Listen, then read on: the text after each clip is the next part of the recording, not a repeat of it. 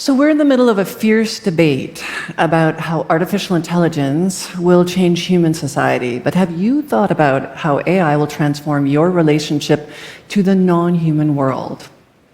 So these are bioacoustic recorders, and I've spent years studying how scientists use devices like this, combined with AI, to listen to the hidden sounds of nature and decode non-human communication.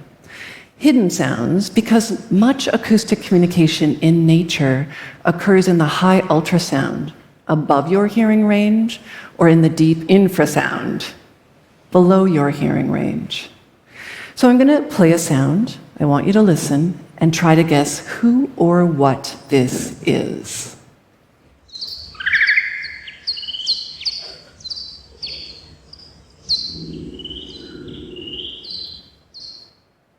So that was a bat. That was bat ultrasound, recorded above your hearing range, but slowed down so you could hear. So that was an advertisement call from the peak of the mating season. Scientists can decode these calls. So a sampled bat to English translation would be, and I quote, "Pay attention. I'm a Pipistrellus natuzi bat, specifically male. My name is X. I am landing here, and we share a common social identity and common communication pool." For a pickup line by a bat, not bad. So scientists have recorded millions of bat vocalizations like this, and they've decoded many of them using AI. And they've revealed that bats have dialects that they pass down from one generation to the next, and that baby bats learn to speak just like you did by listening to the adults around them and babbling back until they speak adult bat. So bats have far more complex communication than we knew, and they're only one of many examples. Listen to this.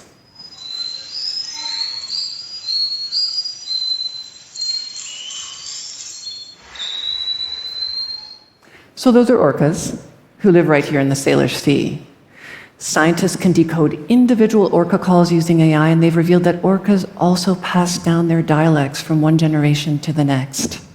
So it turns out that orcas and bats are not the only creatures that make ultrasound. Moths, mice, beetles, rats, even some of our smaller primate cousins like this tarsier.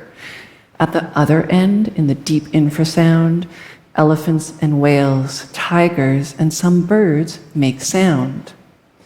So when we first learn about these secret sounds of the world, we're often surprised because humans tend to believe that what we cannot perceive does not exist.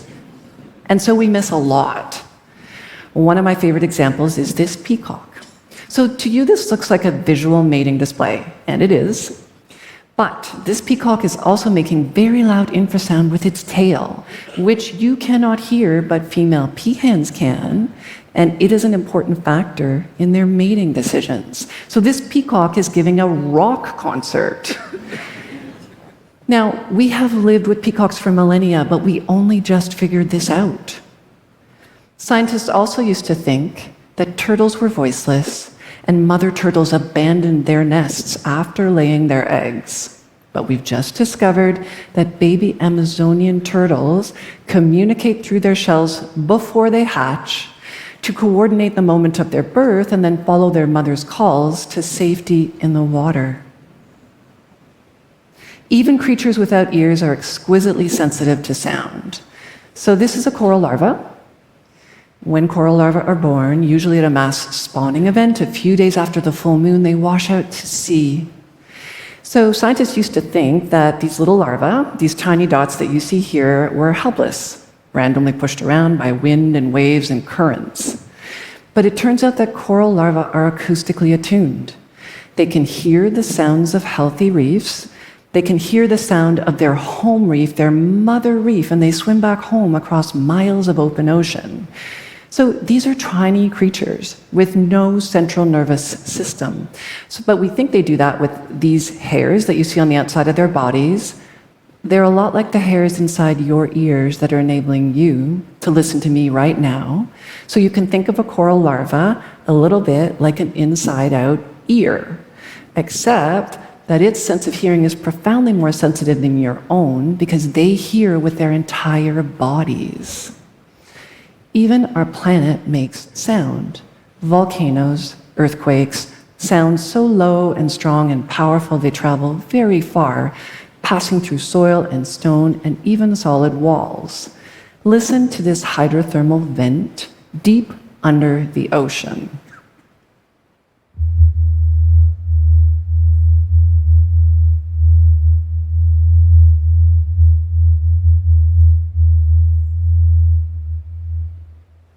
So in nature, sound is everywhere, and silence is an illusion.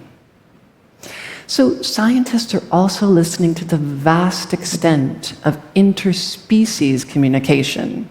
So this bat is using ultrasound to hunt this moth. Its echolocation beam is locked onto its prey. But the moth is also emitting ultrasound. It's jamming the bat sonar in an attempt to escape. This plant is also emitting ultrasound, which varies depending on its condition. Scientists have trained an algorithm to listen to this plant. Simply by listening, it can detect with about 70% accuracy whether the plant is healthy, dehydrated, or injured. So this is peer-reviewed research, by the way. So we cannot hear these sounds, but we think many insects can. Does this mean that humans could use digital tech to one day communicate with other species? Well, some scientists think so, and they're using machine learning to try to decode the acoustics of other species. So there are teams of computer scientists and linguists and biologists working on decoding sperm whale bioacoustics. They're also building entire dictionaries. So there's an elephant dictionary with thousands of sounds. Elephants, for example, have a specific signal for honeybee. So I'd love to share just one of these sounds with you. It was recorded at a moment of great joy and celebration, the birth of a new baby.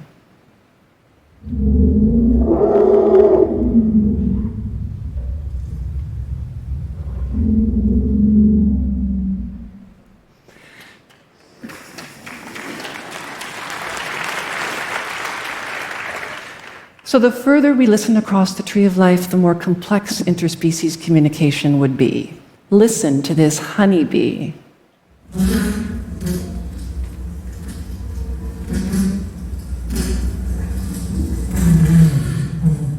Now, listen to this honeybee queen.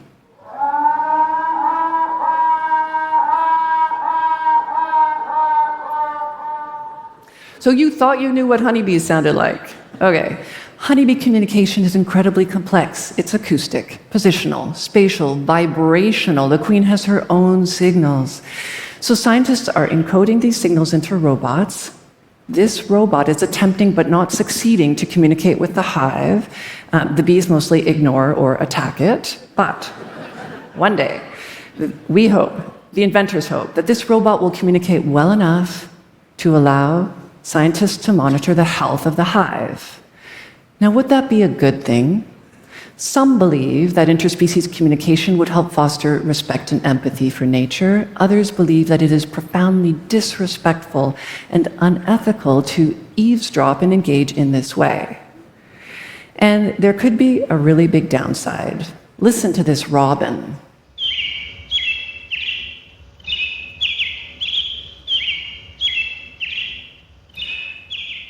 So that was not actually a robin. That was a deep fake created by an artist, Daisy Ginsburg, using AI. Clever, beautiful, but think of the potential for misuse by hunters or poachers. Interspecies communication needs strong ethical guardrails. And anyway, maybe it's a bit self-centered to think other species would even want to communicate with us. So, what if we were to use bioacoustics for something of immediate practical value, like doing something about our massive biodiversity crisis? Let's go back to the coral reefs. Listen to this healthy reef sound.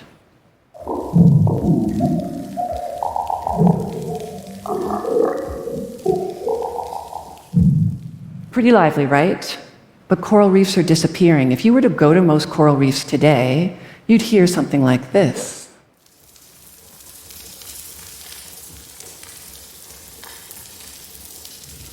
It's like a ghost town of the sea.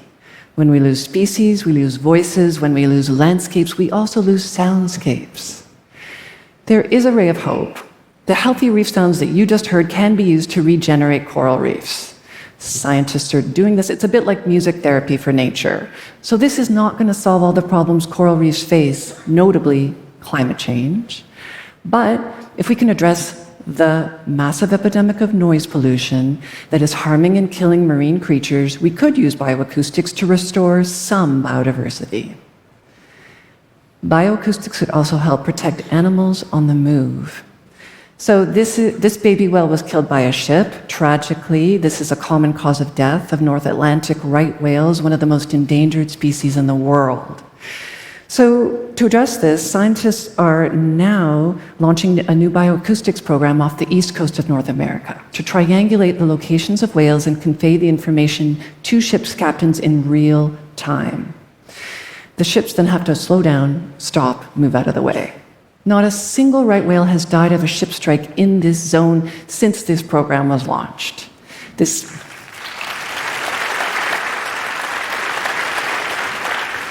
So this may be the thing that saves this species. So think about it. A few decades ago, we were harpooning these whales nearly to extinction. Today, we've invented a technology that allows a community of less than 400 whales, simply by singing, to guide the movements of tens of thousands of ships in a watershed that's home to tens of millions of people. One day, these whale lanes may be everywhere in the oceans. For the orcas who live here in the Salish Sea, this would be just in time because there are only a few dozen left. A final thought. About 400 years ago, the inventors of the microscope were astonished to discover the microbial world. They had no idea their invention would lead to the discovery of DNA and the ability to manipulate the code of life. Around the same time, the inventors of the telescope were gazing up at the stars, not knowing their invention would allow humanity to look back in time to the origins of the universe. Optics decenters humanity within the solar system, within the cosmos. Bioacoustics decenters humanity within the tree of life. Our commonality is greater than we knew. Now, today we're using bioacoustics to protect species and decode their communication, but tomorrow I believe we'll be using bioacoustics combined with machine intelligence to explore the frontiers of biological intelligence. Many biological intelligences are very different than our own, but they're no less worthy of exploration. And maybe one day in a speculative future, instead of a human here on stage, maybe bioacoustics would enable an orca to give a TED Talk. Why not? Sharing orca stories about dodging ships and seismic blasts and human hunters, stories about desperately seeking the last remaining salmon, stories about trying to survive on this beautiful planet in this crazy moment in our era of untethered human creativity and unprecedented environmental emergency. Now, those would be ideas worth spreading.